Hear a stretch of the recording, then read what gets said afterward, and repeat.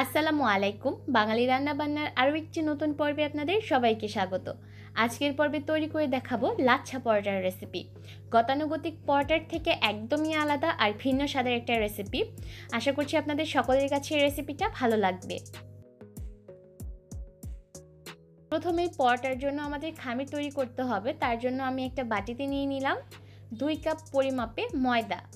এর মধ্যে দিয়ে দিলাম 1 টেবিল চামচ পরিমাণ চিনি আর 1 চা চামচ পরিমাণে দিলাম লবণ। এবার শুকনো উপকরণগুলোকে একসাথে ভালোভাবে মিশিয়ে নিচ্ছি।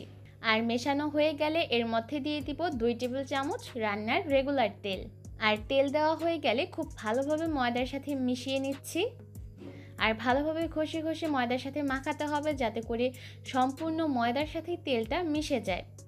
আর মেশানো হয়ে গেলে অল্প অল্প করে নর্মাল পানি দিয়ে একটা খামির তৈরি করতে হবে। আমরা সাধারণত রুটি বা পরোটার জন্য যেভাবে খামির তৈরি করি ঠিক সেরকম করে একটা খামির তৈরি করতে হবে। খামিরটা খুব বেশি শক্তও হবে না, আবার একেবারে নরমও হবে না, মিডিয়াম পর্যায়ে থাকবে।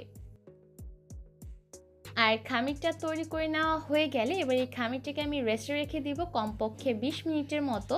আর অবশ্যই খামিরটাকে একটা ঢাকনা দিয়ে ঢেকে তারপর রেস্টে রাখতে হবে যাতে করে এর উপরের অংশটা ড্রাই না হয়ে যায়। আর এই ফাঁকে আমরা পরোটা তৈরি করার জন্য একটা মিশ্রণ তৈরি করব।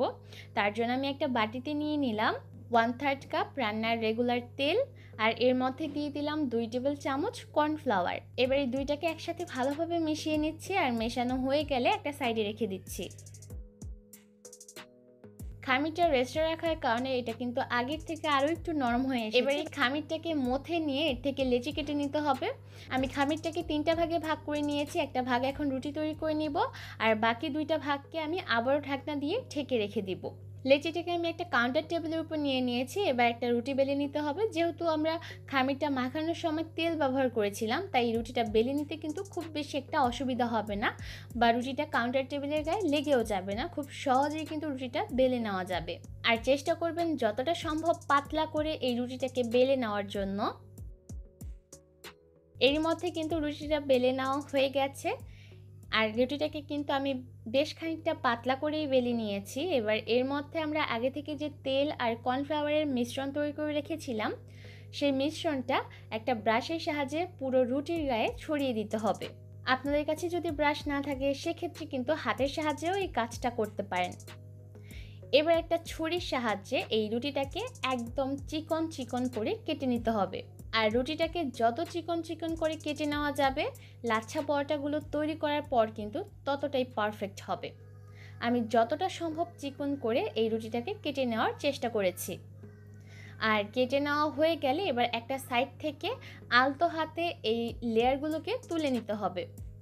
আর তুলে নেওয়া হয়ে গেলে একটা মাথা থেকে ঘুরিয়ে এনে অপর মাথাটা রুটির নিচ দিয়ে গেঁথে দিতে হবে।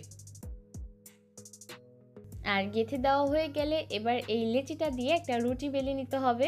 আপনারা চাইলে হাত দিয়ে এভাবে করে চেপে চেপে রুটিটাকে তৈরি করে নিতে পারেন, আবার চাইলে বেলুনের সাহায্যে আলতো হাতে প্রেস করে এই রুটিটাকে তৈরি করে নিতে পারেন। তবে এই পর্যায়ে কিন্তু খুব বেশি চাপাচাপি করবেন না, তাহলে কিন্তু লেয়ারগুলো একটা আরেকটার সাথে লেগে যাবে, যার কারণে লেয়ারগুলো পরবর্তীতে বোঝা যাবে না। ব্যাস এভাবে করে আমি রুটিটাকে তৈরি করে নিয়েছি আর বাকি রুটিগুলোকে আমি সেম পদ্ধতিতে তৈরি করে নেব আর এগুলোকে ভাজতে চলে যাব। ভাজার জন্য চুলা একটা প্যান বসিয়ে দিয়েছি আর প্যানটা গরম হয়ে গেলে এর মধ্যে রুটিটাকে দিয়ে দিতে হবে আর দুইটা সাইডকে আমি 2 মিনিটের মতো করে সেঁকে নিব। আর সেঁকে নেওয়া হয়ে গেলে এবার এর মধ্যে সামান্য পরিমাণ তেল দিয়ে তারপর চুলার আঁচ মিডিয়াম হিটে রেখে রুটিগুলোকে ভেজে নিতে হবে। একটা সাইড যখন ভাজা হয়ে যাবে তখন রুটিটাকে উল্টে দিয়ে পরবর্তী সাইডটাকেও ভেজে নিতে হবে। আর একটা পরোটা ভাজতে প্রায় 4-5 মিনিটের মতো সময় লাগতে পারে। চুলার মিডিয়ামে রেখে এই পরোটাগুলোকে ভেজে নেওয়ার চেষ্টা করবেন, এতে করে লেয়ারগুলো খুব সুন্দরভাবে ভাজা হবে আর পরবর্তীতে লেয়ারগুলো খুব সুন্দরভাবে বোঝাও যাবে। এর মধ্যে কিন্তু একটা পরোটা ভাজা হয়ে গেছে। এবার পরোটাটাকে চুলা থেকে নামিয়ে নিব, সেম পদ্ধতিতে অপর পরোটাগুলোকেও ভেজে নিব। পরোটাগুলো তৈরি করার পর এই লেয়ারগুলো কিন্তু খুব সুন্দরভাবে বোঝা যাচ্ছে আর এই লেয়ারগুলোর কারণেই কিন্তু পরোটাটা খেতে দারুণ মজার হয়ে থাকে। আপনারা চাইলে চিকেন কারি অথবা বিফ কারির সাথে ওই পরোটাগুলো সার্ভ করতে পারেন, আবার চাইলে এমনিতেও খেতে পারেন। আশা করছি আমার আজকের রেসিপি আপনাদের কাছে ভালো লেগেছে। বাড়িতে অবশ্যই রেসিপিটা ট্রাই করবেন। আজকের মতো এখানে বিদায় নিচ্ছি। ভালো থাকবেন সবাই। আল্লাহ হাফেজ।